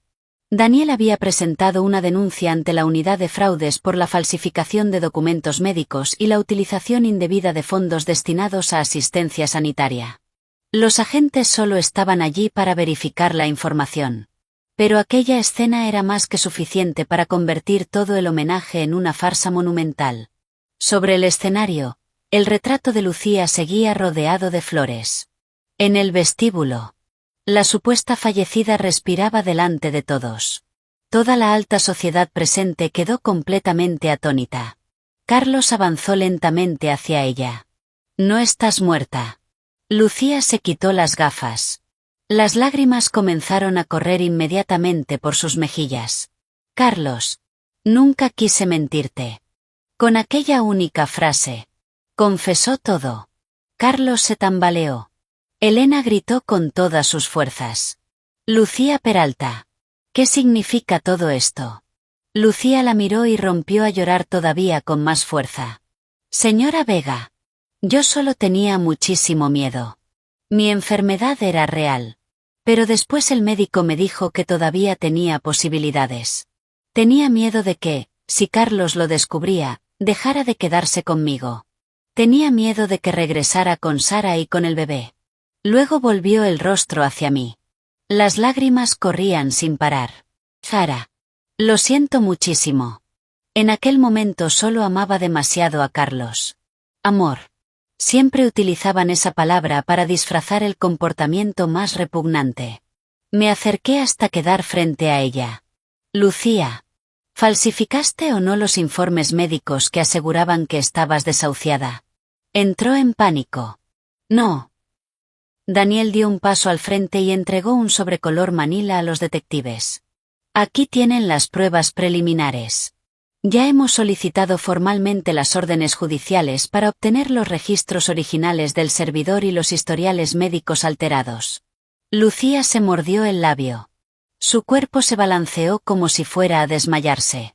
Antes, cada vez que hacía aquello, Carlos corría inmediatamente a sostenerla. Esta vez, no dio ni un solo paso. Solo la observaba. Como quien contempla una pesadilla que llevaba demasiado tiempo esperando. Entonces habló. ¿Durante estos 3 años supiste todo el tiempo que Sara estaba embarazada? Lucía negó desesperadamente mientras lloraba. No lo sabía. Saqué mi teléfono. Abrí otra conversación. Era un mensaje que Lucía me había enviado 3 años atrás, justo después de que yo enviara la ecografía a Carlos. Nunca respondí a aquel mensaje. Decía: Sara, siempre podrás tener otro bebé más adelante. Pero el tiempo que a Carlos le queda conmigo se está acabando. Por favor, no seas tan egoísta. Había guardado aquella captura de pantalla durante 3 años. Le acerqué el teléfono al rostro. ¿No lo sabías? Lucía quedó completamente pálida. Los murmullos que nos rodeaban se transformaron en expresiones de absoluto rechazo. Carlos leyó el mensaje. Todo su cuerpo quedó rígido. ¿Le enviaste esto? Lucía entró completamente en pánico. Yo. Estaba confundida por la medicación. La interrumpí. No estabas confundida. Sabías perfectamente que yo estaba embarazada. Sabías perfectamente que Carlos había vaciado nuestra cuenta bancaria. Sabías perfectamente que utilizabas informes médicos falsificados para mantenerlo a tu lado. Y sabías perfectamente que fingiste tu propia muerte para que él regresara con una urna vacía y obligara a mi hija y a mí a apartarnos de vuestro camino. Lucía gritó. Yo no te obligué. Fue tu propia incapacidad la que no supo retenerlo. Aquella frase dejó todo el vestíbulo completamente en silencio. Por fin había arrancado la máscara de mujer frágil y enferma. Carlos la contemplaba. El último resto de compasión que quedaba en sus ojos desapareció por completo. Pero a Lucía ya no le importaba. Me señaló con el dedo. Sara Hayes. ¿Con qué derecho actúas como si fueras superior? ¿No será que ahora te sientes importante solo porque conseguiste darle una hija? Si no fuera por esa niña, ¿de verdad crees que la familia Vega habría ido a buscarte? Asentí. Tienes toda la razón. La familia Vega no vino a buscarme por culpa. Vino porque mi hija tiene valor económico. Me giré hacia Carlos. ¿Lo escuchaste? Todos ustedes son exactamente iguales. Carlos parecía haber recibido una puñalada en el estómago. Susurró. Sara. Te juro que no sabía que me estaba mintiendo. No sabía. No sabía que estabas embarazada. Solo alcanzó a pronunciar esa frase. No era cierto que fuera inocente. Sí, Lucía lo había engañado. Pero él había elegido quedarse con ella. Sabiendo perfectamente que yo estaba embarazada. Apagó su teléfono mientras yo le suplicaba ayuda. Nunca buscó a su hija después de que naciera. Ahora intentaba descargar toda la culpa sobre Lucía porque necesitaba desesperadamente salvar la poca imagen que le quedaba. Pero jamás pensaba concederle esa oportunidad. Los detectives pidieron a Lucía que los acompañara para prestar declaración. Ella entró en pánico definitivamente. Corrió hacia Carlos e intentó sujetarlo de la manga. Carlos, ayúdame. Solo hice todo esto porque te amo. Carlos dio un paso hacia atrás. Lucía solo consiguió agarrar el aire. Mientras observaba aquella escena, recordé cómo 3 años antes yo marcaba una y otra vez el número de Carlos en la oscuridad, intentando aferrarme a alguien que nunca respondía. Ahora era Lucía quien extendía la mano hacia el vacío. Justo antes de que los agentes la sacaran del hotel, me lanzó una mirada cargada de odio. Sara, ¿de verdad crees que ganaste? La persona a la que Carlos siempre amó fui yo. Me eché a reír. Entonces quédate con él. Yo lo tiré a la basura hace mucho tiempo. Carlos volvió la cabeza de golpe hacia mí. En sus ojos había incredulidad, dolor y un terror insoportablemente tardío. Como si por fin comprendiera que nunca estuve compitiendo con Lucía por él. Yo había dado vuelta a la mesa y abandonado el juego hacía años. El homenaje terminó convertido en un desastre absoluto. La entrada del Hotel Vega estaba rodeada de periodistas y paparazzis. Los flashes iluminaban la noche como relámpagos.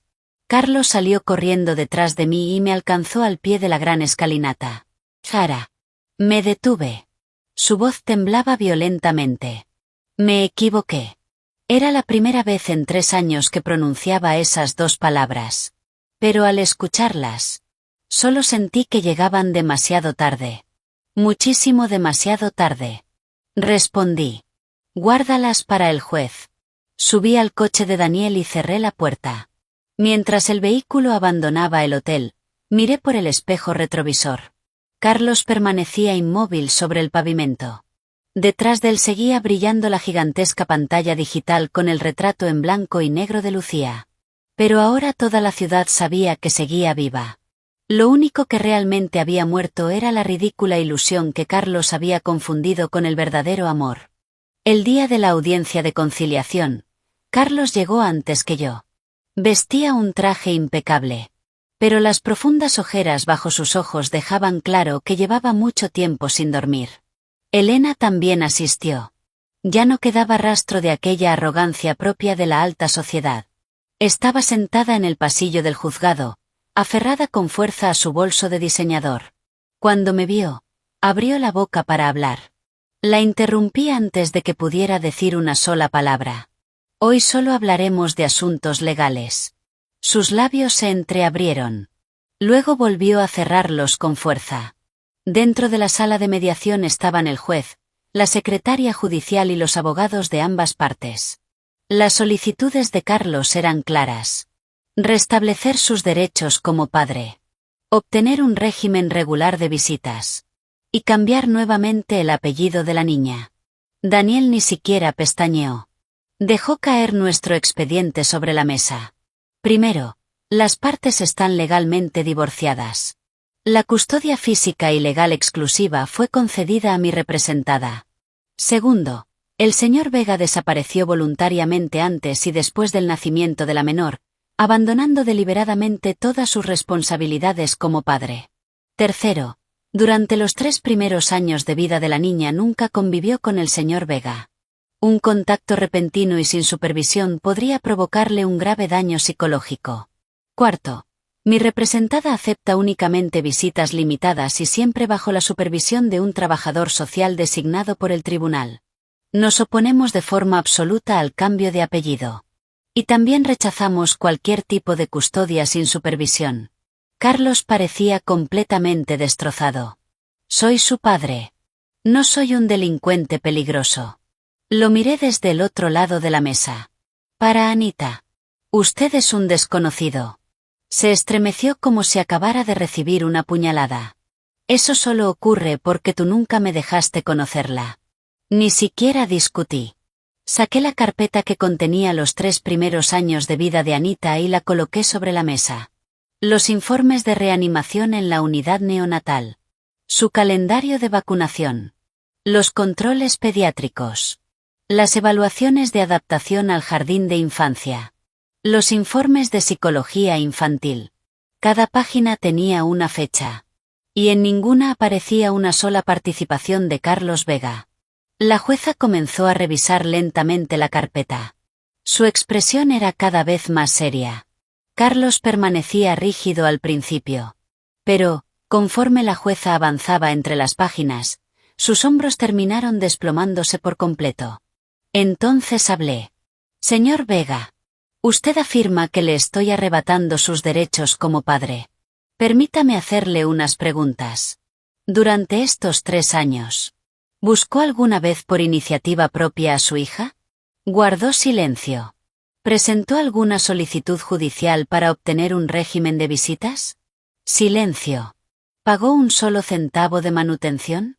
Silencio absoluto. Daniel deslizó los extractos bancarios sobre la mesa. Durante su desaparición, el señor Vega transfirió más de $170.000 a Lucía Peralta y a personas vinculadas con ella. Una parte importante de ese dinero pertenecía al patrimonio común del matrimonio. Mi representada ya presentó una demanda civil para recuperar íntegramente esos fondos. Elena entró en pánico. Ese dinero era de Carlos. Daniel le lanzó una mirada helada. Los bienes adquiridos durante el matrimonio y el dinero de una cuenta conjunta no son la alcancía personal del señor Vega solo porque lo diga. Elena palideció. La jueza miró a Carlos. ¿Cuál es su postura respecto a la manutención retroactiva? Carlos respondió con voz ronca. Estoy dispuesto a compensarlas. Lo corregí inmediatamente. No se trata de que usted esté dispuesto. Se trata de que la ley lo exige. Levantó la vista hacia mí. Yo no aparté la mirada. Reclamaré exactamente la cantidad que el tribunal determine por los 3 años de manutención y por todos los gastos médicos que tuve que afrontar. A partir de ahora, la pensión mensual se calculará conforme establece la ley. Pero el dinero no es un pase de entrada. No puede esperar que una niña empiece a llamarlo papá simplemente porque por fin decidió pagar las facturas atrasadas. Los ojos de Carlos se llenaron de lágrimas. Sara. Sé que les debo muchísimo. Solo quiero reparar todo el daño. Respondí con absoluta calma. La única forma de reparar algo es aceptar que el daño es permanente. No exigir que las víctimas colaboren para que usted pueda sentirse redimido. La sala quedó completamente en silencio. Finalmente, la jueza emitió su recomendación. Carlos tendría derecho a una visita supervisada de 1 hora al mes. Siempre acompañado por un trabajador social. En un centro público designado por el tribunal. Quedaba terminantemente prohibido llevarse a la niña a solas. Interferir en su vida cotidiana. O presentarse sin previo aviso en el jardín de infancia o en mi apartamento. La manutención sería calculada y descontada conforme a la ley. La demanda civil por la apropiación indebida de los bienes matrimoniales seguiría su curso. Carlos no objetó ninguna de las condiciones. Parecía haber envejecido 10 años en una sola mañana. Cuando terminó la mediación, me llamó desde el pasillo del juzgado. Sara. Me detuve. La fiscalía presentó cargos formales contra Lucía por fraude relacionado con organizaciones benéficas. Respondí. Ese es el precio que le corresponde pagar. Esbozó una sonrisa amarga. Grupo Vega recibió un golpe enorme. Mi abuelo está furioso. Mi madre. Lo interrumpí. Eso es asunto de la familia Vega. No tiene absolutamente nada que ver conmigo. Me miró. Su voz era apenas un susurro. ¿Y nosotros? Por un momento pensé que había oído mal. ¿Nosotros? Dio un paso hacia mí. Si Lucía no hubiera aparecido, nada de esto habría ocurrido. Lo miré y comprendí que seguía sin entender nada.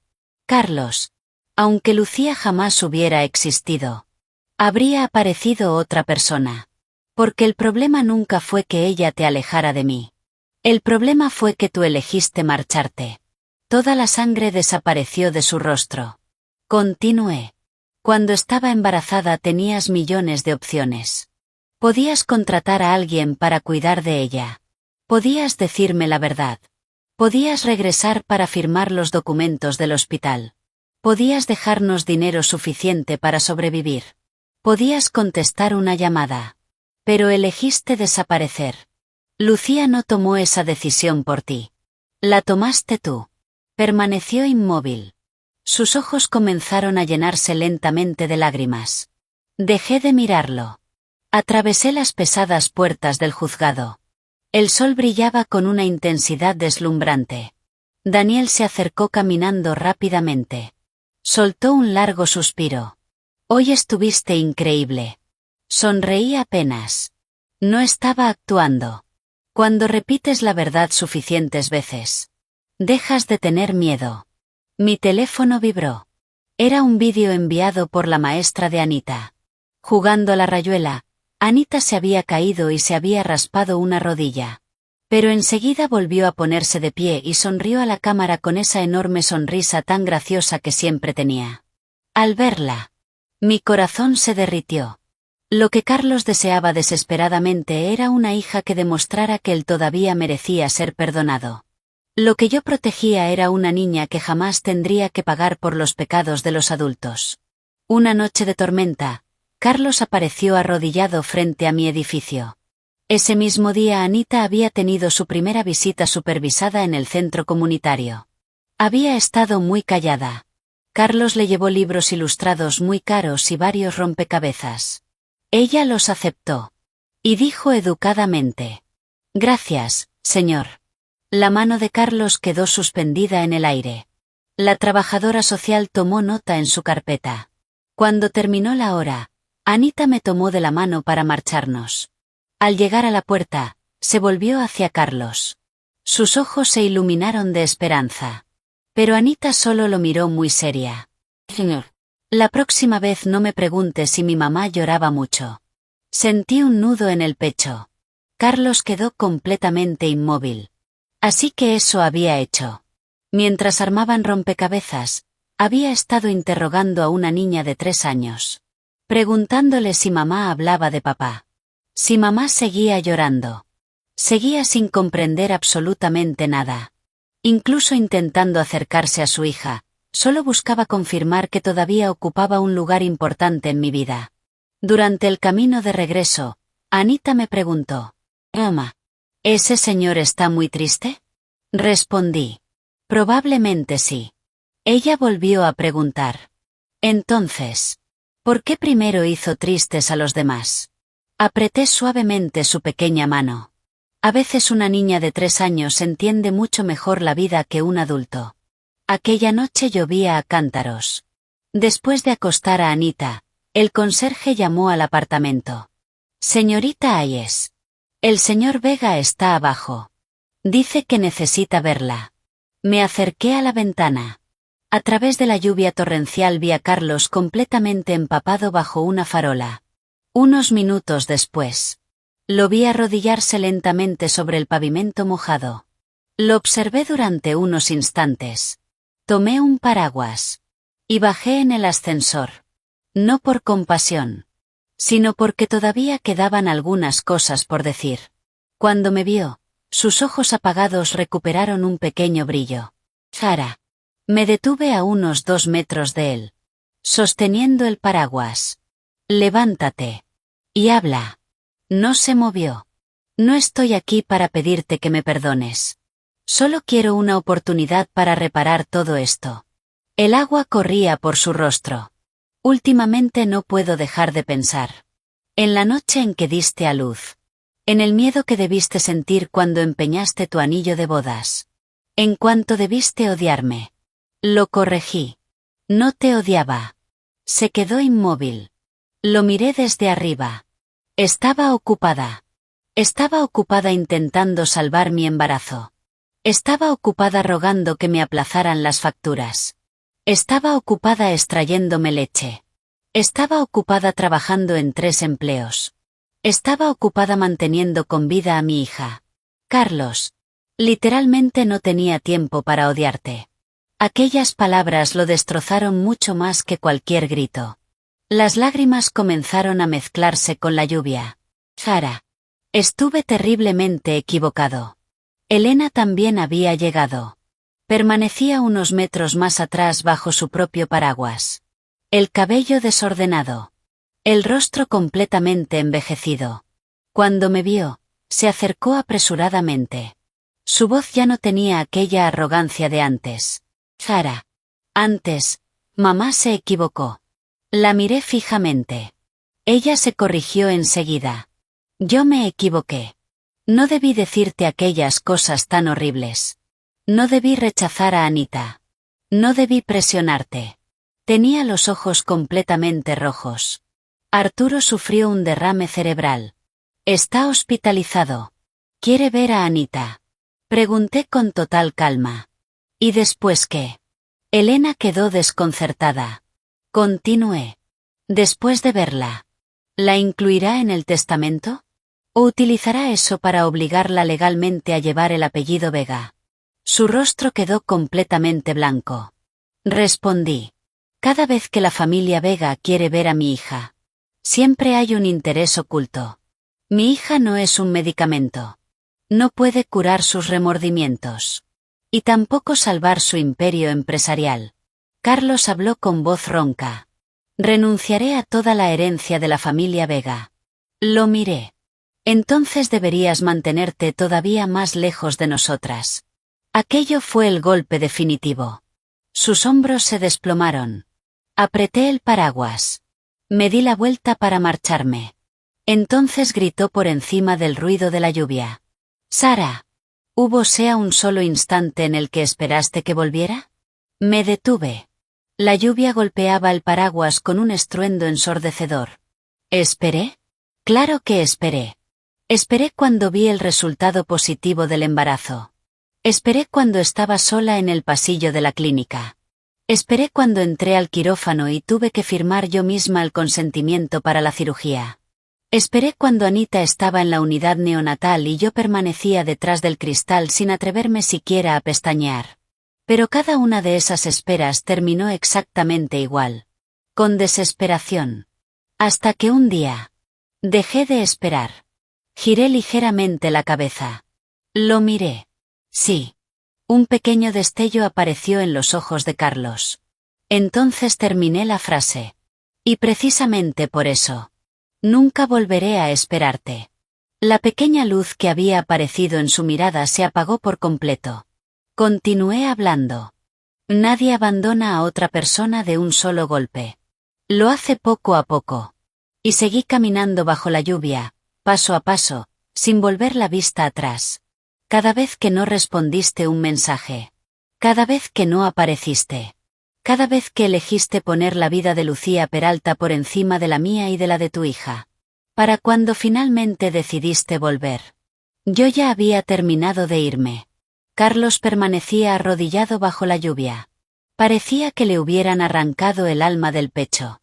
Desde una ventana abierta del apartamento escuché el llanto apagado de Anita. Seguramente había despertado por una pesadilla. Me giré inmediatamente hacia el edificio. Carlos me llamó por instinto. «Sara». No miré hacia atrás. Dentro del ascensor, mi teléfono vibró. Era un mensaje de Daniel Brooks. La jueza firmó la resolución definitiva de la demanda civil. Se concedió la restitución total. Pasa mañana por el despacho. Leí el mensaje y solté un largo suspiro. La noche seguía siendo oscura. Pero sabía que, por fin, estaba amaneciendo. El día en que la sentencia civil quedó firme, Anita aprendió a escribir su propio nombre en el jardín de infancia. Anita Ayes. Las letras eran torcidas y desiguales. Pero levantó orgullosa la cartulina. Sus ojos brillaban de emoción. «Mamá. Este es mi nombre». Me agaché y la abracé con fuerza. «Sí. Ese es tu nombre». No era una etiqueta para demostrar el linaje de nadie. No era la llave de acceso a la fortuna de una familia multimillonaria. Era simplemente ella. El tribunal ordenó que Carlos devolviera íntegramente todo el dinero que había retirado ilegalmente del patrimonio matrimonial. Además, fue condenado a pagar la totalidad de los gastos médicos y de manutención acumulados durante los 3 primeros años de vida de Anita. El proceso penal contra Lucía Peralta siguió adelante. Fue acusada formalmente de fraude relacionado con organizaciones benéficas y de falsificar documentos médicos. Grupo Vega quedó gravemente afectado por el escándalo. Arturo Vega destituyó a Carlos como director ejecutivo. Y le retiró definitivamente el derecho a voto dentro del Consejo de Administración. Cuando escuché todas esas noticias, no sentí la euforia que imaginaba. Sí. Sentí que se había hecho justicia. Pero, comparado con verlos caer, me preocupaba mucho más decidir si aquella noche prepararía sopa de tomate o macarrones con queso para Anita. La última vez que Carlos vino a verme fue frente al despacho de abogados de Daniel. No se arrodilló. No intentó detenerme. Simplemente esperaba al pie de las escaleras sosteniendo un cheque bancario. Este es el primer pago de todo lo que le debo a Anita. Tomé el sobre. Y se lo entregué directamente a Daniel. Tramítalo a través del juzgado. Carlos sonrió con tristeza. Ni siquiera aceptas ya un simple papel directamente de mis manos. Lo miré. No es que no quiera. Es que ya no hace falta. Sus ojos reflejaban un cansancio inmenso. Un agotamiento casi definitivo. Ayer fui a visitar a Lucía en la cárcel. No respondí. Continuó hablando. Me dijo. Sara te odia. Te odia por haber destruido mi vida. Solté una pequeña risa. Está odiando a la persona equivocada. Carlos bajó la mirada hacia sus zapatos. Lo sé. Tras un largo silencio añadió. Sara. Siempre creí que nunca me abandonarías. Siempre estuviste tan entregada a la familia. Tan paciente. Tan enamorada de mí. Miré a la gente caminando por las concurridas calles de Boston. Yo también creía que iba a soportarlo todo para siempre. Hasta que comprendí algo. La paciencia no siempre es una virtud. Seguir soportando algo cuando ya está destruyendo a tu propia hija. Eso no es amor. Es cobardía. Los ojos de Carlos volvieron a llenarse de lágrimas. Cuando termine la orden judicial, ¿crees que algún día podré verla con normalidad? ¿Existe alguna posibilidad de que algún día me llame papá? Guardé silencio durante unos segundos. Eso dependerá únicamente de ella. No es una recompensa para ti. Asintió lentamente. Una lágrima cayó por su rostro. Lo entiendo. No sabía si realmente lo entendía. Pero ya no importaba. Unos meses después, Anita y yo nos mudamos a Cape Cod. No era una mansión. Pero tenía una hermosa ventana con vista al mar. Cada mañana, al abrirla, podíamos escuchar el sonido de las olas rompiendo contra la orilla. A Anita le encantaba correr descalza sobre el suelo de madera, abrazando siempre a su delfín de peluche. Un día me preguntó, «Mamá, ¿vamos a vivir aquí para siempre?» Sonreí. «Viviremos aquí hasta que dejes de querer este lugar». Lo pensó muy seriamente. «Entonces voy a quererlo durante muchísimo, muchísimo tiempo». Me reí. Y besé su frente. El programa de ayuda de nuestra organización siguió creciendo. Con todo el dinero que Carlos tuvo que devolver tras la demanda civil, creé un fondo de asistencia para madres solteras con bebés prematuros. No gasté ese dinero en bolsos de lujo. No lo utilicé para vengarme del pasado. Convertí el dinero que nació del dolor en depósitos hospitalarios que salvarían la vida de otras familias. El día en que firmé los documentos del fondo, Daniel me preguntó, «¿Estás completamente segura de que quieres donar todo esto?» Respondí. Era una deuda que se tenía con una niña que casi murió. Ahora servirá para rescatar a muchos más niños. Daniel sonrió con calidez. Sara Hayes. De verdad eres una persona completamente distinta. Negué con la cabeza. No. Simplemente volví a ser quien siempre fui. Mucha gente cree que la mayor victoria de una mujer después de una traición consiste en hacer que el hombre se arrepienta para siempre de haberla perdido. Pero eso no es cierto. El arrepentimiento vale demasiado poco. El arrepentimiento de un hombre jamás puede borrar el terror de firmar sola el consentimiento para una cirugía de emergencia. Jamás puede borrar las interminables noches frente a la incubadora de una unidad neonatal. Y mucho menos puede hacer desaparecer el nudo en la garganta de una madre cuando su hija pregunta por qué no tiene un papá como los demás. Mi victoria nunca fue ver a Carlos Vega arrodillado bajo la lluvia. Nunca fue ver a Lucía Peralta encerrada en una celda. Nunca fue ver a la familia Vega suplicando mi perdón. Mi verdadera victoria era Anita. Sentada bajo un sol brillante. Escribiendo orgullosa su propio nombre. Y saber que podía mirarla a los ojos y decirle, «No eres una niña abandonada. Eres el mayor tesoro que mamá rescató atravesando el infierno». Con el paso de los años, Carlos continuó asistiendo a las visitas supervisadas exactamente como ordenó el tribunal. Poco a poco Anita dejó de tenerle miedo. Pero siempre lo llamaba. «Señor Vega». Cada vez que la escuchaba decir esas palabras, la luz de sus ojos se apagaba un poco más. Jamás intentó corregirla. Una vez me preguntó, ¿crees que eso es justo para mí? Respondí. La justicia no consiste en obligar a una niña a cumplir la fantasía biológica de un adulto. La justicia consiste en permitir que sea ella quien decida, sin ninguna presión, si algún día quiere abrirte la puerta de su vida. Permaneció largo rato en silencio. Luego simplemente asintió. Incluso Elena viajó una vez hasta Cape Cod. Llegó con el maletero lleno de regalos carísimos. Los rechacé todos. Se quedó de pie en el porche.